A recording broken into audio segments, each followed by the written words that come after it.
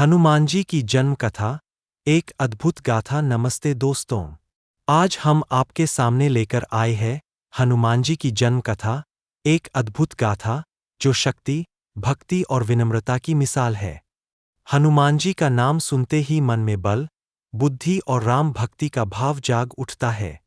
तो चलिए इस पवित्र कहानी की शुरुआत करते हैं, जो हमें ले जाएगी उस समय में जब देवता, दानव और मनुष्य एक साथ इस धरती पर सांस लेते थे।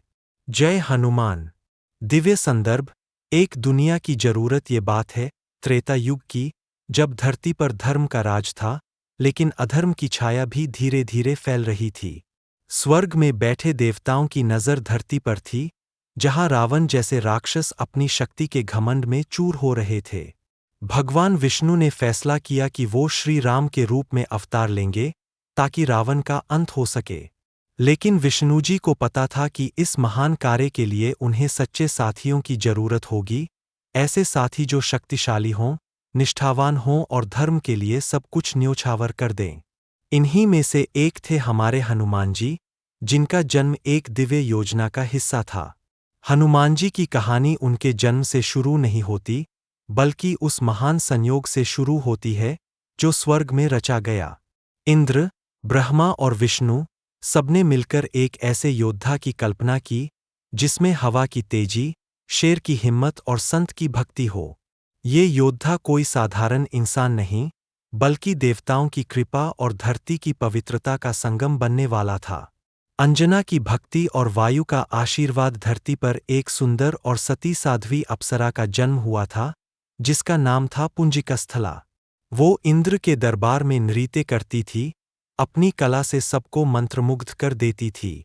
लेकिन एक दिन उसकी शरारत एक ऋषि को नागवार गुजरी। क्रोध में आकर ऋषि ने उसे शाप दे दिया कि वो धरती पर वानर के रूप में जन्म लेगी, जब तक कि वो कठोर तपस्या से अपने पापों का प्रायश्चित न कर ले। इस तरह पुंजिकस्थला अंजना बनकर वानर राज कुंजर की बेटी के रूप में पैदा हुई। भले ही उसका रूप बदल गया, लेकिन उसका दिल अभी भी शुद्ध था, उसकी आत्मा अभी भी स्वर्ग की ओर देख रही थी। अंजना की शादी हुई वानर योद्धा केसरी से, जो हिमालय के पास जंगलों में एक छोटे से राज्य के राजा थे।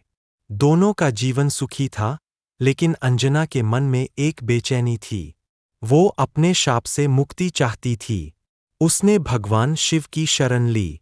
सालों तक वो एक पहाड़ की चोटी पर तप करती रही, धूप, बारिश, ठंडी हवाएं, सब कुछ सहती रही, लेकिन उसका ध्यान सिर्फ शिव के नाम पर टिका रहा।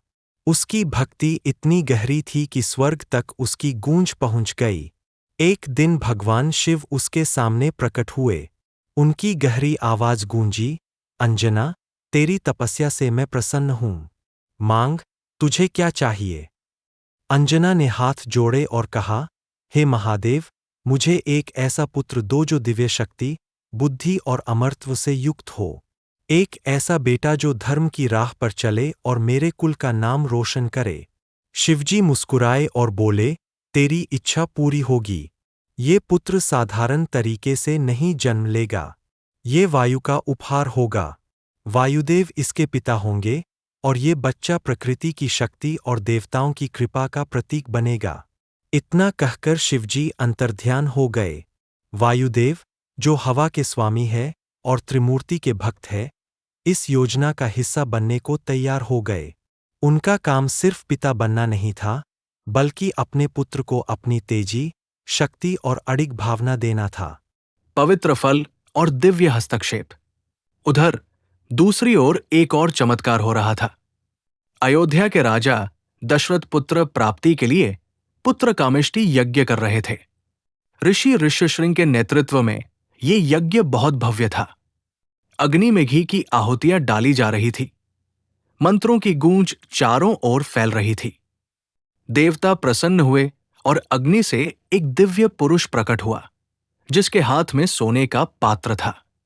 उसमें था पवित्र पायसम, जिसमें भगवान विष्णु की शक्ति समाई थी। ये पायसम दशरथ की रानियों कौशल्या, कैकेयी और सुमित्रा को बांटा गया, ताकि उन्हें पुत्र प्राप्त हो। तीनों रानियों ने पायसम खाया, लेकिन थोड़ा सा पायसम बच गया। तभी वायुदेव ने मौका देखा। शिवजी की आज्ञा और विष्णु जी के संकेत से उन्होंने उस पायसम को हवा के झोंके से उठाया और अयोध्या से दूर उस जंगल तक ले गए जहां अंजना तप कर रही थी। अंजना ध्यान में डूबी थी। तभी उसे ठंडी हवा का स्पर्श महसूस हुआ। उसने आंखें खोली तो देखा, एक चमकता हुआ आम उसके सामने हवा में तैर रहा था।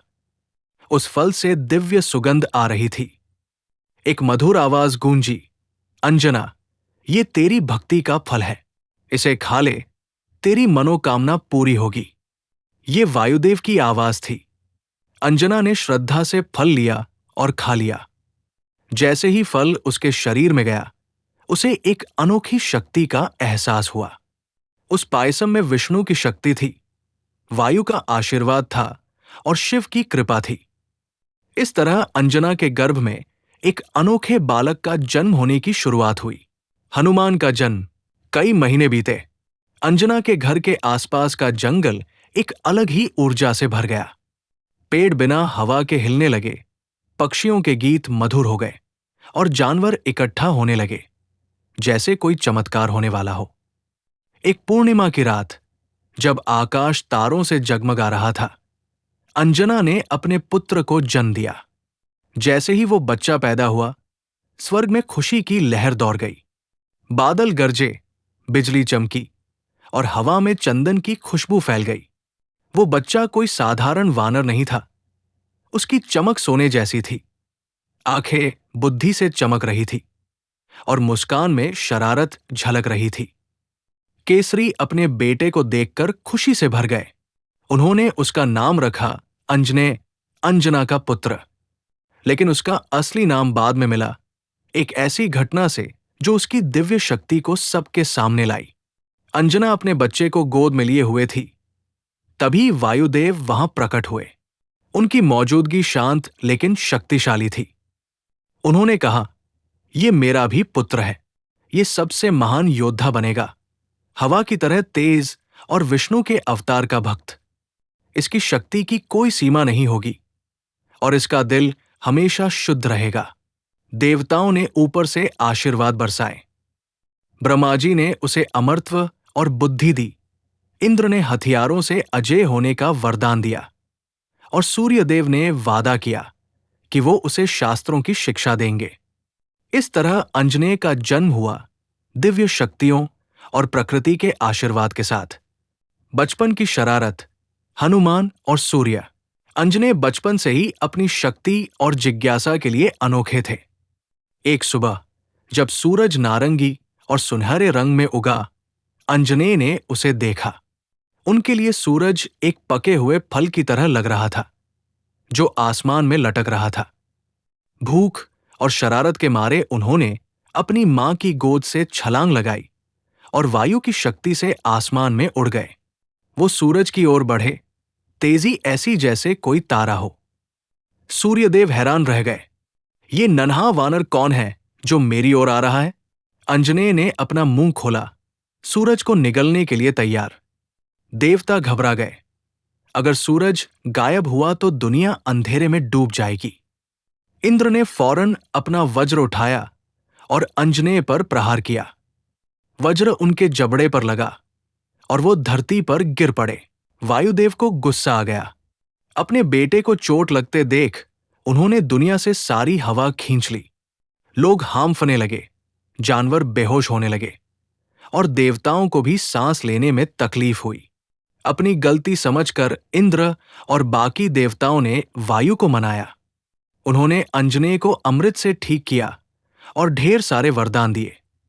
सारे हथियारों से अजेय होने का वरदान, रूप और आकार बदलने की शक्ति और एक नया नाम, हनुमान, यानी जिसका जबड़ा टूटा हो।